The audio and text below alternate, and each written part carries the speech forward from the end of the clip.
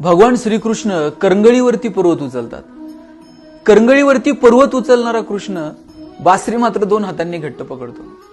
ज्याला करंगळीवरती गोवर्धन उचलता येतो त्यानं बासरी तर अशी गरगर गरगर फिरवली असती, पण करंगळीवरती गोवर्धन उचलणारा कृष्ण बासरी असा दोन हातांनी घट्ट का पकडतो? कारण काय माहितीये? कृष्णाला ठाऊक आहे पराक्रम हा रणांगणात गाजवायचा असतो आणि नात्यांमध्ये प्रेम जपायचं असतं. आपण उलट करतो, आपण नात्यांमध्ये पराक्रम गाजवतो आणि रणांगणात शस्त्र खाली ठेवून देतो. परवा कुणीतरी म्हणत होतं 10 वर्ष झालंय भावाचं तोंड बघितलं नाही, काय पराक्रम आहे? 10 वर्ष झालंय बहिणीच्या दारात गेलो नाही, काय पराक्रम आहे? ती गेल्यावर आपण साडी चोळी घेऊन जाऊ. तिला कळतं का हो भाऊ आलाय, शेवटची साडी चोळी घेऊन आलाय, त्याच्या डोळ्यात पाणी येतो, रडतोय, त्यालाही दुःख होतं. गेल्यानंतर संवाद नाही, गेल्यानंतर स्पर्श नाही, गेल्यानंतर सहवास नाही, नंतर फक्त आठवणी.